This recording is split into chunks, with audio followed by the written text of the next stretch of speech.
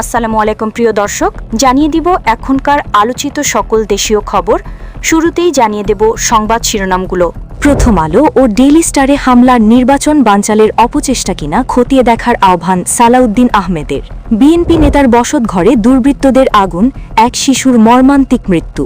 ওসমান হাদির killing mission, হত্যার master mind Shaheen chairman. শহীদ হাদিকে নিয়ে আপত্তিকর মন্তব্য করায় বরখাস্ত হলেন অধ্যাপক তাজিন আফরোজ। কুষ্টিয়ায় জেলা নির্বাচন অফিসে দুর্বৃত্তদের আগুন। শহীদ হাদির জানাজা মানিক মিয়া অ্যাভিনিউতে সর্বস্তরের মানুষের ঢল। প্রিয় দর্শক, এতক্ষণ দেখছিলেন সংবাদ শিরোনামগুলো, এখন জানাবো বিস্তারিত খবর। প্রথম আলো ও ডেইলি স্টার কার্যালয়ে সন্ত্রাসী হামলার ঘটনা আসন্ন নির্বাচন বানচালের কোনো অপকৌশল কিনা তা খতিয়ে দেখতে অন্তর্বর্তী সরকারের প্রতি আহ্বান জানিয়েছেন বিএনপি স্থায়ী কমিটির সদস্য সালাউদ্দিন আহমেদ। সালাউদ্দিন আহমেদ বলেন, দুর্বৃত্তের গুলিতে আহত জুলাই অভ্যুত্থানের মুখ হিসেবে পরিচিত শরীফ ওসমান বিন হাদি সিঙ্গাপুরে চিকিৎসাধীন অবস্থায় মারা যান। এই হত্যাকাণ্ডকে কেন্দ্র করে একটি স্বার্থান্বেষী মহল পরিকল্পিতভাবে মধ্যরাতে প্রথম আলো ও ডেইলি স্টার কার্যালয়ে হামলা চালিয়েছে বলে অভিযোগ করেন তিনি জানান, আগামী 12ই ফেব্রুয়ারি ত্রয়োদশ জাতীয় সংসদ নির্বাচন ও সংবিধান সংশোধন প্রশ্নে গণভোট অনুষ্ঠিত হতে যাচ্ছে।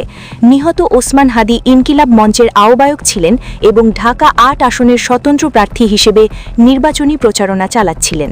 তার সমর্থকদের দাবি, এই হত্যাকাণ্ডের পেছনে ক্ষমতাচ্যুত আওয়ামী লীগের সংশ্লিষ্টতা রয়েছে। সংবাদ মাধ্যমের উপর হামলার ঘটনায় গভীর উদ্বেগ প্রকাশ করে সালাউদ্দিন আহমেদ হামলাকারীদের বিরুদ্ধে কঠোর ব্যবস্থা নেওয়ার দাবি জানান। লক্ষ্মীপুরে দরজায় তালা লাগিয়ে বেলাল হোসেন নামে এক ব্যবসায়ী ও বিএনপি নেতার বসতঘরের চারপাশে পেট্রোল ঢেলে আগুন লাগিয়ে দিয়েছে দুর্বৃত্তরা। এতে ঘরে ঘুমিয়ে থাকা আয়েশা আক্তার নামে এক শিশুর মৃত্যু হয়েছে। এছাড়া ব্যবসায়ী বেলাল সহ তার অপর দুই মেয়ে বিথি আক্তার ও স্মৃতি আক্তারও দগ্ধ হন। শুক্রবার দিগন্ত গভীর রাতে সদর উপজেলার ভবানীগঞ্জ ইউনিয়নের ভবানীগঞ্জ চরম মশা গ্রামের সুতারগোড়া এলাকায় এই ঘটনা ঘটে। আগুন নিয়ন্ত্রণে আসার আগেই ঘরটি পুড়ে ছাই হয়ে গেছে। দগ্ধ দুই মেয়ের অবস্থা আশঙ্কাজনক বলে জানা গেছে।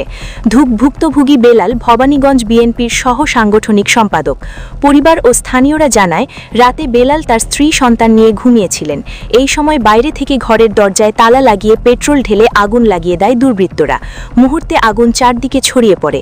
দগ্ধ দুই মেয়ের অবস্থা আশঙ্কাজনক বলে জানা গেছে। জুলাই অভ্যুত্থানের অন্যতম সম্মুখ সারা সংগঠক ও ইনকিলাব মঞ্চের আহ্বায়ক শহীদ ওসমান হাদি হত্যাকাণ্ডের পেছনের পরিকল্পনাকারীদের বিষয়ে নতুন তথ্য সামনে আসছে।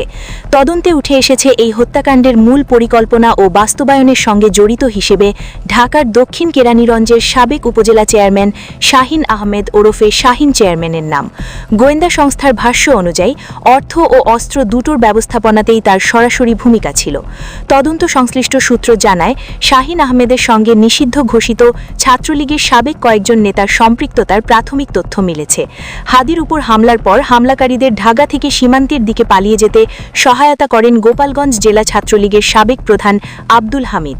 তদন্তে জানা গেছে, শাহীন আহমেদ বর্তমানে ভারতে অবস্থান করছেন এবং সেখান থেকে বিভিন্ন অ্যাপ ব্যবহার করে দেশে থাকা স্লিপার সেলের সদস্যদের সঙ্গে যোগাযোগ করে এই পরিকল্পনা বাস্তবায়ন করেছেন।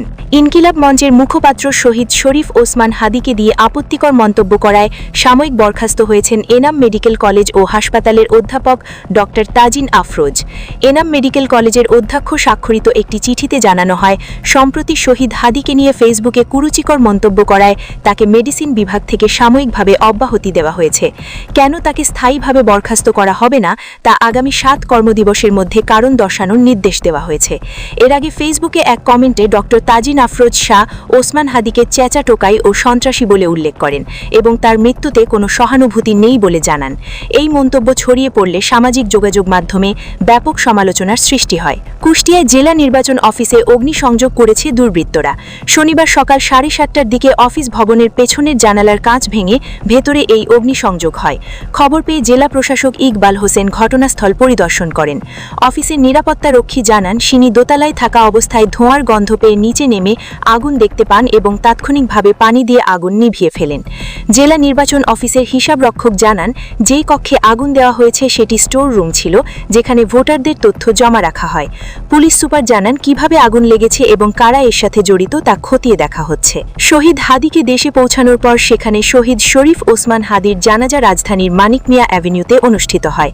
জানা যায়, রাজনৈতিক কর্মকর্তা, শিক্ষার্থী এবং সাধারণ মানুষের ব্যাপক উপস্থিতি লক্ষ্য করা গেছে। জানাজা শেষে উপস্থিত জনতা এই হত্যাকাণ্ডের বিচার দাবি করে বিভিন্ন স্লোগান দেন। জুলাই অভ্যুত্থানের এই বীর যোদ্ধাকে শেষ বিদায় জানাতে সকাল থেকেই মানিক মিয়া অ্যাভিনিউ এলাকায় মানুষের ঢল নামে। প্রিয় দর্শক, এই ছিল এখনকার গুরুত্বপূর্ণ নিউজ। আরও গুরুত্বপূর্ণ নিউজ নিয়ে ফিরছি কিছুক্ষণের মধ্যে। নিউজগুলো সবার আগে দেখার জন্য এই চ্যানেলটি সাবস্ক্রাইব করে আমাদের সাথে থাকুন। ধন্যবাদ।